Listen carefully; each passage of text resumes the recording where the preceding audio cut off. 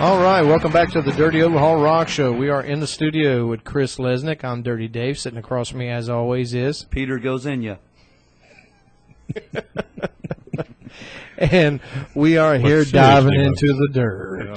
The dirt of the things. I got a story I got to tell you about. I had a little drum tech, kind of a guy that helped out. We didn't pay him much. His name was General. I thought you were going to say Shane. Yeah, Shane. You know, his name. We also called him Gutter Boy. He had a few nicknames. He was a little guy, probably weighed about $130 on a soaking wet, and he had nice hair lip. And General always talked like this, and he was a sweet kid. And he was a hard worker, but he was brain dead pretty much. Fun to pick on. Yeah, and we were playing in a little town in Louisiana called Jeanneret, Louisiana. They call it Jeanneret, Louisiana. Yeah. Okay, and a bar called Cymbals, and there was a bunch of cymbals on the wall. Well, yeah, Jimmy would have killed himself. He would have walked in. Hell no! This place playing in cymbals. Anybody? Bueller? Anyway, General, we always had an intro tape, and we went on to say we had someone, and one of our guys had a 4-man crew back then, and one guy would introduce the band, and he forever wanted to introduce the band, and I'm like, this is not going to be good. And he's like, please let me introduce the band. I'm like, well, you can see where this is heading. Yeah. So we got a packed house of, probably about 300-400 people on a Friday night, and General comes up and with all his might, and he's like, Jeanneret, Louisiana, would you please welcome this? And it was supposed to say, Jeanneret, Louisiana, will you please welcome Intense? Intense is what came out. And the bass player and I looked at each other, and I couldn't count. I couldn't count the song off. I was laughing so damn hard and crying. Tears are coming out. Please make it. Did your lead singer ever fall off the stage while you were playing? Oh, you know what he did do one time? He tied we were playing in West Palm Beach, and he tied a rope to the ceiling and swung like Tarzan 40 feet across the club and landed on the bar, and we were like, "Jeez, no way," because we didn't know he was going to do it. That was awesome. All of a sudden, because when he swung down like a pendulum at the lowest point, he was about 2 inches from everyone's head from knocking people's heads off on the dance floor. Wow! But then swung another 20 feet on the other direction and landed on the bar on the other he side. He must have done a test run before. Yeah, he did it. We didn't know about it, but he had done the test run during the okay. day. But that was pretty funny. It was awesome. That was right in the cool. middle of the night. It was really cool when our video came out for I'll be watching you on MTV. And they had a preview show at the club that we played at all the time, and they had a giant video screen that came down from the ceiling. And this poor band, who became a band that I quit that band to actually go join in Florida years later, they were called Race. And they were a pretty decent, well-known band. They're on stage playing right in the middle of a song, in the middle of Friday night, and our video comes out, and they're having a video party there. And while they're playing a song, the video screen just drops right in front of them, and they're on stage playing. Wow. With a gigantic screen. Can you imagine the humiliation while you're standing and all of a sudden fucking screen comes from the ceiling. It's like taking the cane and putting out there and pulling you right off the stage. I felt so bad for them. I was like, dude, because I saw somebody had a video of their phone. They videoed it, and I was like, they're playing. The singer had to get out of the way of the screen coming down on top of them. Oh, come on. I know you can hear me. Now, you were talking about crying when you were playing drums before. Something got you fired up laughing this past weekend. What was it? You were back there in tears. Which one did he do? Oh, was that the one where I put the dildo on there and I stuck it in Elvis's face? In Elvis's face, oh, yeah. That's what it was. And he started laughing. I said, finally, after all these years, you got Elvis repellent. Elvis repellent. I laughed so hard. That was the first time. I've been on stage so many times. The first time I laughed, I've never seen him retreat so Brian fast. said he sat down in front of the stage and totally called everybody in. He's like, look, we're all friends here. I just want to share something with you. I'm hurting real bad. I'm just hurting real bad tonight. Earlier tonight, I sat on my balls. And I just was like, I started laughing. I couldn't stop laughing. And halfway through the song, I'm crying. I can't sing, can't breathe. Your sinuses all swell up because you're Oh, my Lord. Well, we've been in here for almost 2 hours. I think this is the longest we've been in the same room without somebody blowing somebody blowing else. What do you call it, Chris? Out. Blowing some bunnies? I got another blowing bunnies. I got another general story. I live in a car. We're in Lancaster, Pennsylvania, at a club called the Castle, I believe it was called. And I had 4-man crew, like I said. So my light man had a spotlight and his light board, and then General ran a spotlight as well. So I had a big rig, 200 light show and everything. Uh-huh. And he decided to put a pubic hair in my microphone. And I go to sing my song, all of a sudden, and I'm like, what the hell is this? And I turn and look, and you can tell a pubic hair from any other hair. And it's woven in the mic. So it wasn't just laying on the mic. It was like weaved in throughout all the things. And I'm like, yeah, well, where I come from, you don't get mad. You get even. So I flagged the waitress down, and I said, hey, sweetheart, take this over to that guy right there. And I took the Budweiser, and I dumped out the first ounce and a half, and I peed in it. Oh. And we're playing. Yeah, we're playing, and all of a sudden, and you see this 750-watt bulb, and all of a sudden you see in front of the light all the spray, and I'm on stage, the bass player. We looked at each other, we were like, "Yeah, man, this is a warm beer." Oh. No, he didn't do all of it, just at the top. You know what I mean? Right. And he took that swing, and just this big giant puff of mist came out in front of the light, so you knew exactly when it happened. Yeah. And it was awesome. Okay. Awesomeness. Give us a good, for the people who don't know, you work over at the Mirage in Greensboro, right? Yeah. Which is probably the Mirage greatest. Exotic Nightlife, which Cage Rage is happening. Ooh. Yeah. MMA Full fights going on outside the parking lot. In the parking lot, really? Yeah, we have pro boxing and MMA. Octagon. We were supposed to play there actually, but there wasn't enough time. I think all that fighting are the girls trying to get to their cars, get away, get out of there. I hope. No, not so much now because the industry has changed. The strip club industry has changed. Back in the '80s, it was all that and more, and in the early '90s, and up into the 2000s. But just recently, in the last, I retired just to play with this band a few years ago. Sexy time. And when I came back to the business, it's just changed a lot. There's no girls that really entertain anymore. There's no backflips. There's hardly any pole tricks. There's hardly anything. And they're all pill heads now. So there's no good old cocaine girls anymore. Now the first time there's just no good partying going on. The first time I went to Chris's club, he's telling me about this girl and how awesome it was. And there was this 30-foot pole. Yeah. And how she would climb to the top, flip upside down, and with go. her legs only and her arms out to the side, slide down at Mach speed and stop within inches of crushing her skull. And I every got to day, be honest, the best one I ever saw in my life, which I haven't been to a lot of bars, Diddy bars anyway, but I can't tell you exactly who it is, but let's just say she married one of the members in this band. Yeah, my ex-wife. And I'm not going to say who, but she was the best I ever saw doing the trick. Really? Yeah, she was good. I'll be honest. I mean, it blew me away, and I had no idea who she was. That's why I married her. Yeah. And had a beautiful baby because of it. Well, Nice. Sweet. there you go. Sexy time. Yep, but it's changed. There's no real. Well, actually, I had a talk with my manager the other day, and that's what he said. He words out of his mouth. It's just the girls don't do cocaine anymore, and that's why they're going down. No, because I mean, it's not good old-fashioned coke wars anymore. No, they don't. They don't, because back then in the day they would work harder to make more money so they could do more coke, and they'd stay up for days, and they did the more they could. They really look like they don't want to be there. And now they just chop up a bunch of pills and. Yeah. Well, you pointed out one girl in particular that I was like, wow, she's doing a great job, and then this other girl came out right behind her, a lot younger, really pretty girl, but she just looked like she just didn't want to, didn't want to be there. Didn't want to be there, didn't want to talk to you, didn't want to look at you, and I'm like, why are you here? Yeah, because they're still going to get paid anyway. Yeah, they do. It's just they don't put on a show. It's not like the 80s. So back in the 80s, they don't bands, talk to you. Like bands, you go it's see. Not like a warrant video. No, she's my. Now it's more like humble pie, and you're You don't have a good strip club story, like maybe a girl got locked in a door, or maybe. No, because I'm still in the business. Okay. I got a good one from when I was playing over in Sweden.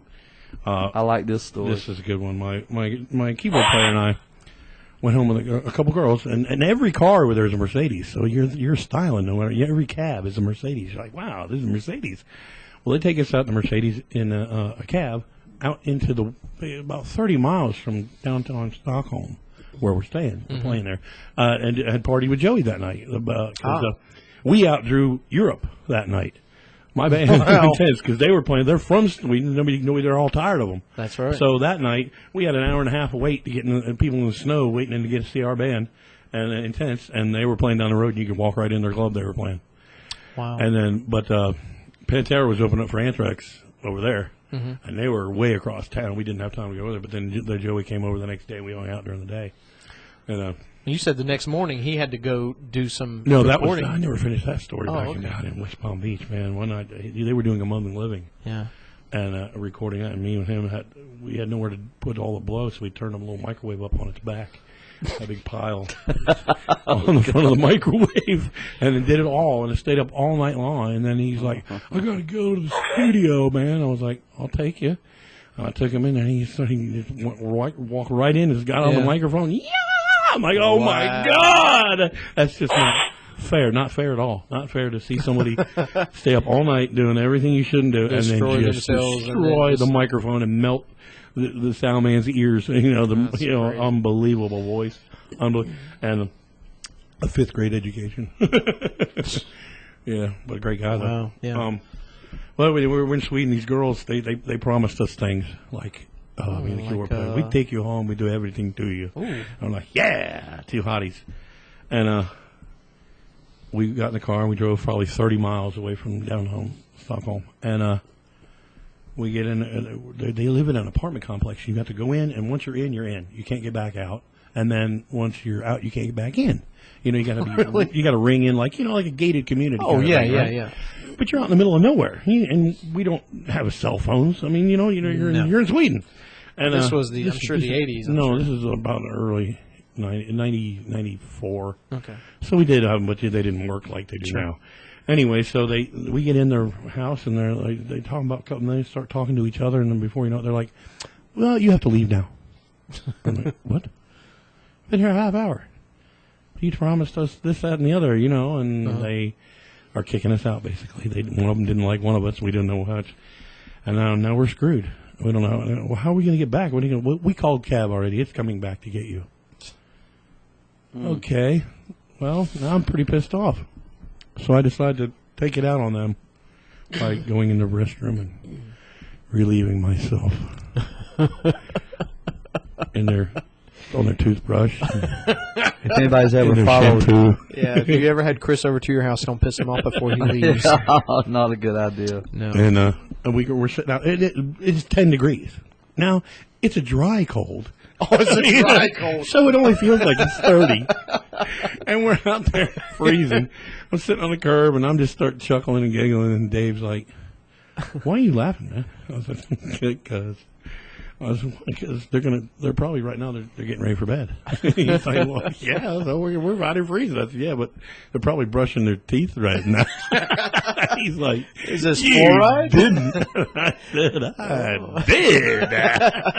And later, when they get in the shower and they squirt that shampoo, it's a lovely sheen you have on your hair right now. Well, I've never seen teeth so brown. Kind of like my underwear. Yep, pretty much. God. And, where I come from, you mess with the bowl, you're gonna get the orange. Old Salman did something stupid like our other Salman that we have to me, like in the shower one time. He threw ice water on me, so I put a bouillon cube in the shower head. Oh. So he starts showering. All of a sudden, he's like, chicken broth. Why am I selling chicken soup? He's rubbing chicken soup all over. You're basting in it. I tried to do that to Chris one time down in South Carolina, and he's like, "Hey, the bathroom is off limits." Yep. I was going to throw ice water on him while he was in the shower. Speaking of everybody bathroom, knows. See, you guys haven't been on the road. No. Yeah. Okay, you're on a road band. The bathroom is off limits, period, and everyone knows that. Unless you're like Shane and you're sleeping in the once bathtub. you cross the line, you've opened Pandora's box. Ooh. And Pandora worked for me at Tiffany's, and I'm telling you, that's a box you don't want to see. No, it's a whole other girl. Anyway, that's a good story, though. One of the first days, the first night, second night, I think it was second night, I was in Tiffany's was the name of the bar back then, not Christie's. By the way, we don't need a host here. Kristen just had the mic. We can go home. He's doing a great job. They had a little porno shop next door. And that's where, you all do magazines, novelties, all that stuff. Right. Well, they were called buddy booths. But the buddy booths. Is that where you put the quarter in and the thing goes up? The thing drops down, and but you watch a movie. Not like I've ever been there. Look, you watch a movie. Well, I didn't know anything about it. Yeah. Well, I'm in the booth with my future wife and another girl. Ooh. And we're having fun. And the door falls down between the two booths that I didn't know did. The window, What? like, I didn't know. You're watching a movie in front of you, but the little buddy booth next to you opens up so you can see what the people are doing next to you. Gotcha. And it was my manager and a couple other people who everybody was drinking, having a good time, but they had no idea that we were having a real good time at our booth. And there I was. Oh, my God. In all my glory, and that's and I've seen that. That was the beginning. That was the beginning of Diesel. That's what they called me for a while. Diesel. Diesel Dick Diva. Yep. Yeah, that was one of the times because Because there I it am is. hard, you will not like me. But the more you hate me, the more you will learn. Yeah. I'll be watching you. Yeah, that was. That's one of the fringe benefits of being a strip club DJ because. You've seen Well, I had the Wall of Shame. I had a nice magazine sized pamphlet, a notebook full of all the real stars that come in for one a week. Ooh. What was that? One a week they come in, The lights flickered. The feature girls, and no they usually tip the DJ really well and not with money. Yeah. If you know what I mean. The good stuff. Yeah. I call it the Wall of Shame. I have my little Wall of Shame. Bride's having too much fun over there. Yeah. But there's a couple of them that are pretty good notches on the belt. Yeah. You've lived a life. Yes, I have lived a life. I have thrown a penny off the Eiffel Tower, and I have pissed in the Grand Canyon, and I have. You've played Riders. I spit off the Empire State Building. Well, by God, hadn't done And that. I have. I lived come on! I know you can hear me. been on Muscle Beach to watch the guys pump iron and all that good stuff, and I've done. He was doing pretty good up to that part.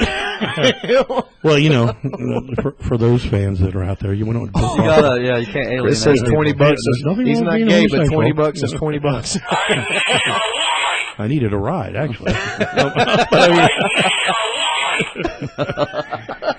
Well, I've played all but 6 states. Really? Yeah. 7. Well, 2 being Alaska and Hawaii, I'm sure, yeah. But not including us. All 6 the continental states. Right, continental. And I took you to West Virginia. Yeah, oh my God. Well, I played Bluefield with Taylor Dane. We played there at a hockey rink, and that was pretty cool. That was the first time I really got to put my light show up in the air. I rented. Oh, that's right. I had a big 200 can show, and I rented some genie lifts that would put them up like 40 feet in the air, and it was really cool. Cool. Then when we lived in Memphis, I lived in Memphis for like 6 years. We were. I installed my stuff into BB King's House of Blues building. It became House of Blues, and now it's BB. It was BB King's something or other. I forget what it was. That was a really cool gig too. Done a lot of crap, man. Yeah, a lot of crap. I've been to the outhouse, Especially since he's been with us. Yes, the outhouse. This has been you know what, this band has been. I've never been in a band that's known where they're playing 6 months ahead of time. That's pretty awesome, That's a call in for you. Oh, really? Yeah. We might want to take this. This is a call in. Let's see who. Hello, caller. Who do we have on the air? Hi, is Chris there? Yeah. Can you speak up, caller? Yeah, is Chris there? Yes, he is. Ian, how are you, Ian? Chris? I got you.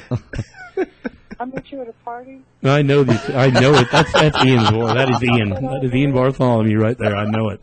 Oh, I'm pregnant. I'm going to kill you. I know. You couldn't catch me, buddy. As soon as I knew it. There's the one person I know when they taught me more than about anything that I know about everything on being on the road. Yeah, he's been bragging on you, Ian. Yeah. Yeah. That's funny. You posted something the other day out of the blue. I check my Facebook once every I don't know, 4 or 5 days. I just don't. I've been dropped by a bunch of people because I never get on. And it said, you've been posted by Ian Bartholomew, and I don't even know how to make it work. And I'm sitting there trying to scroll to see what the hell he said about me. It said something about one of the greatest drummers I've ever played with, or something like that. That's right. And I was like, wow, cool. And I texted you something back on. And I didn't know how to. I had to ask my daughter how to send it. I didn't even know how to send. I wrote the thing. I do. What do I hit? She hit the enter button. I went, okay, and hit enter and send it. And I went, oh, cool. That's how much I use the computer, dude. Right. I do not use the computer at all. Ian, you'd be proud. He covered all the bases, man. Back from Intense and Mistreat. I don't even want to hear them. I threw out the first day. You know, Ian told me. Okay, one of the things that I lived by. The first week, I told him about the fire in the motel. Our first night. Remember the fire when we were playing at Summers on the beach?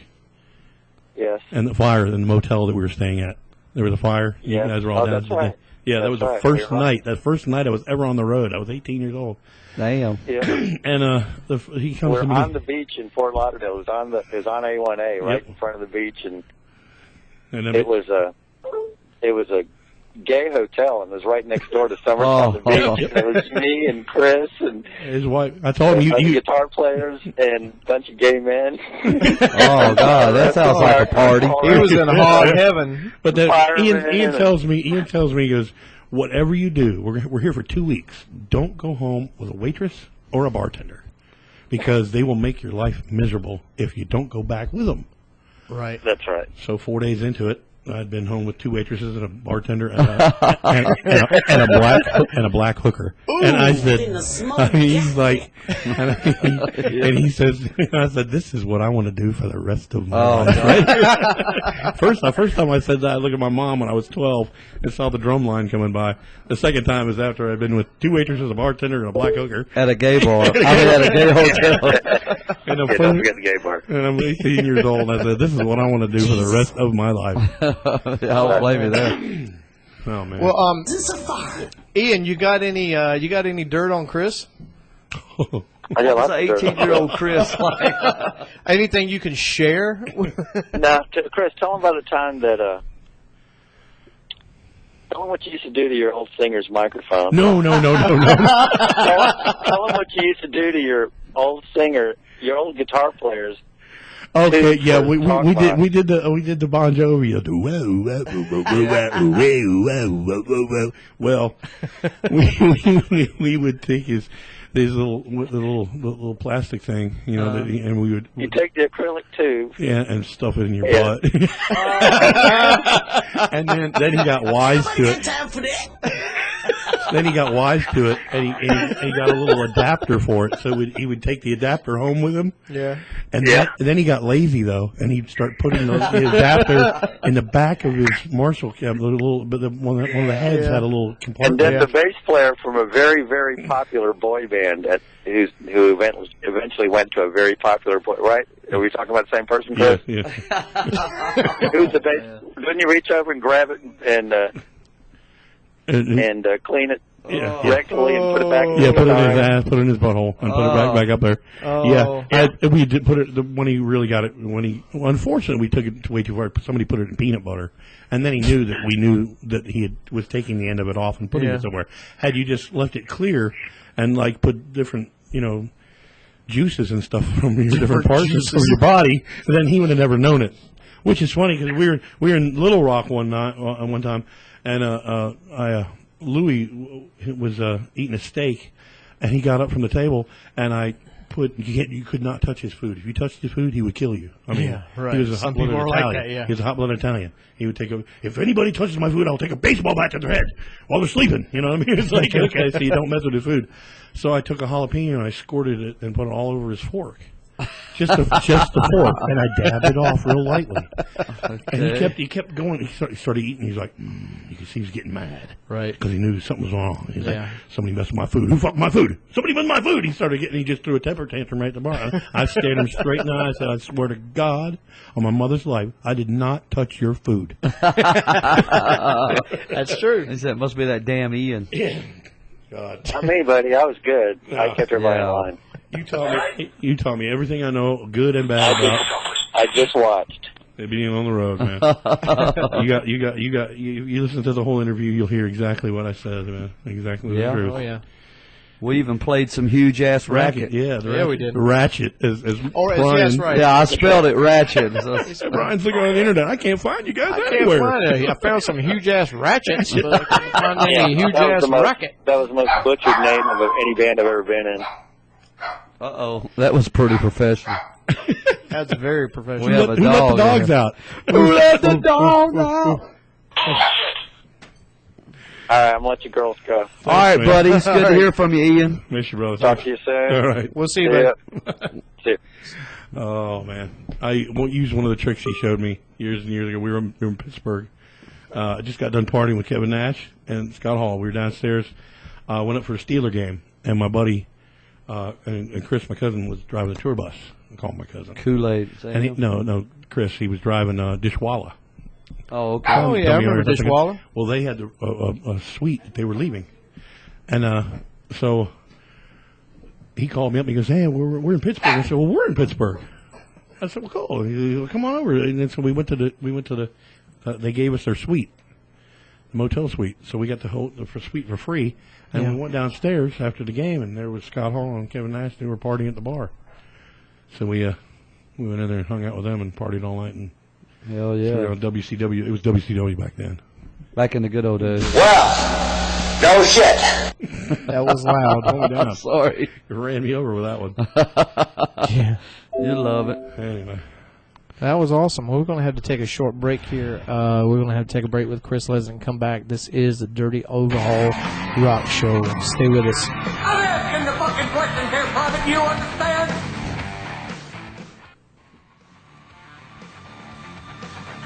All right, this is the Dirty Overhaul Rock Show. We are here. We're going to be finishing up here in a minute here with Mr. Chris Lesnick and his road stories. It was everything we thought it would be and more. And more. Yeah, And it's, Moorhead.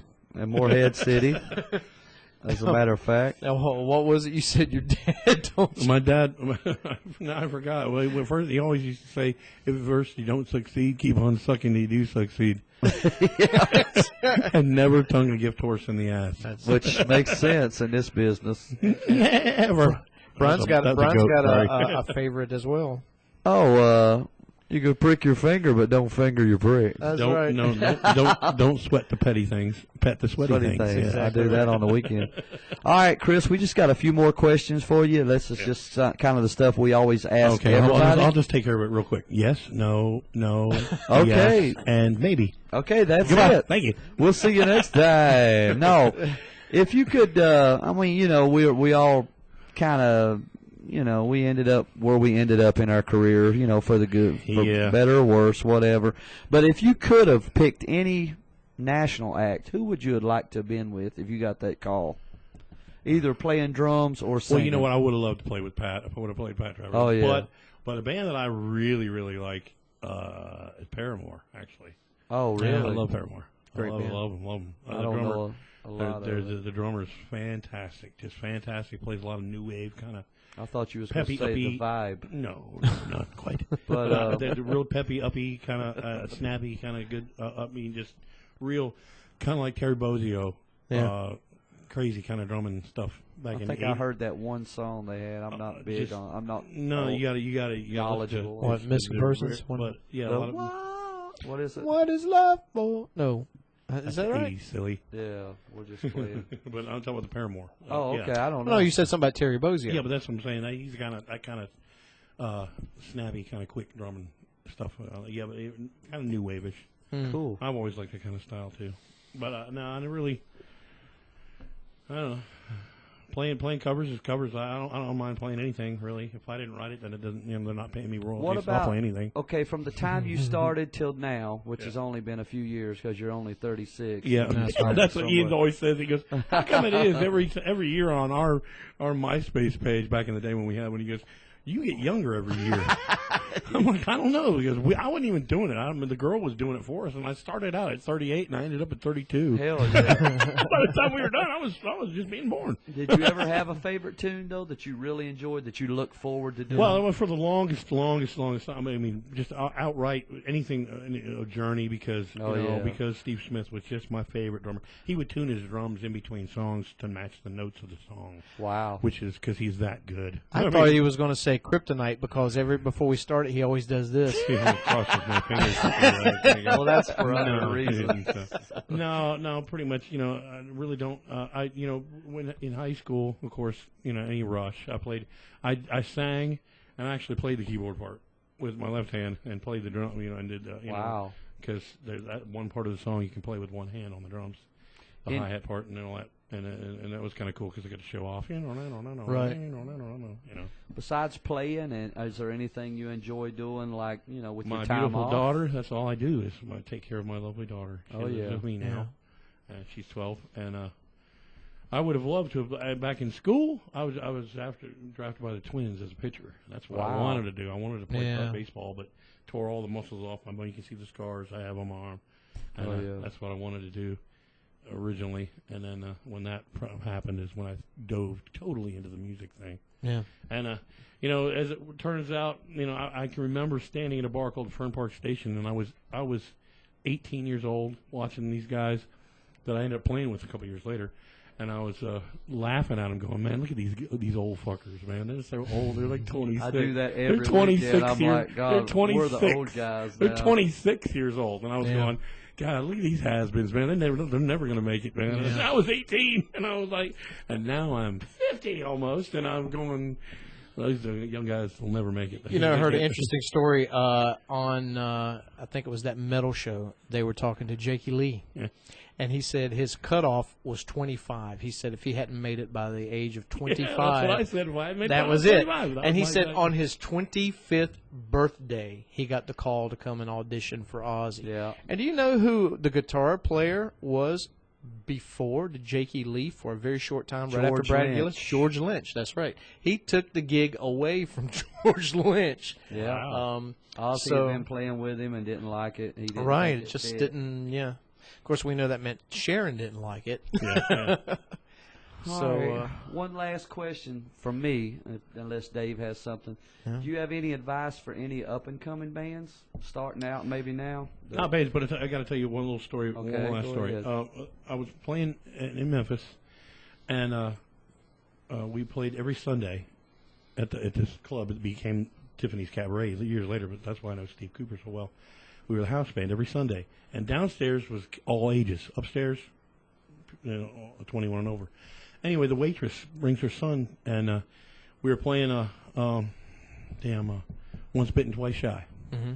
And her son was, I guess he was like 8 or 10, or about 10 years old. So I bring him up here. I put him on my lap. I let him sit, and I played the song. Sit on Chris's lap while I play. No, but I played the song, and we play it.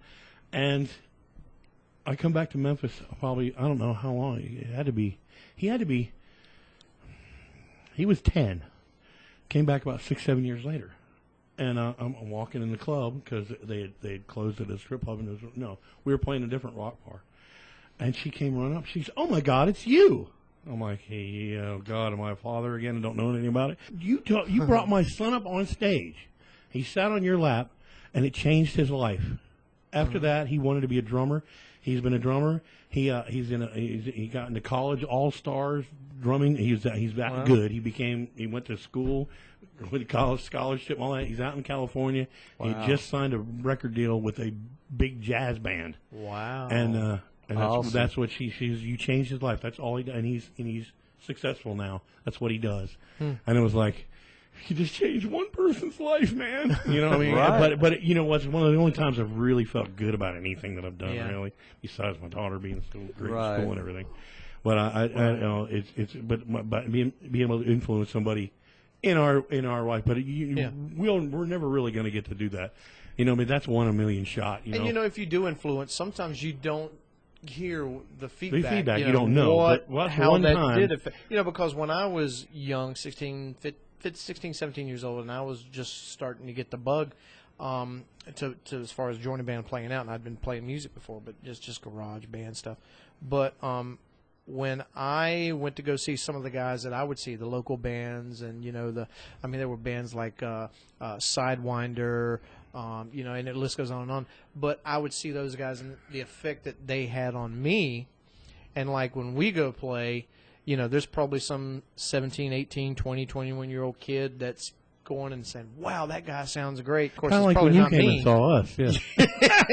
You're like, "Oh, I was like, away with you Most guys." of the 17-year-old girls Dave is like hitting on. Oh, yeah, so. no. No, Yeah, but that, what was cool for me, it was growing up. When I grew up, I went right from, learning really how to play to playing with absolutely top-notch jazz musicians that were in the top of the field, who was the professor at my college, and then going and jamming with Pat Travers. Yeah. Oh, so wow. I went from 0 to 60. Yeah. So fast that I actually got to rub elbows with the people that I knew I wanted to do something with. It never got that far. Didn't actually get to that point, but I got to taste it. I've got a picture of my own private. We had our own engine plane with the red carpet being rolled out.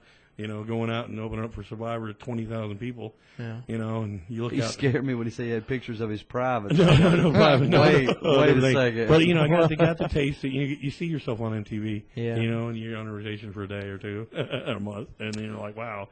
When you have that taste of it, you can imagine what it's like.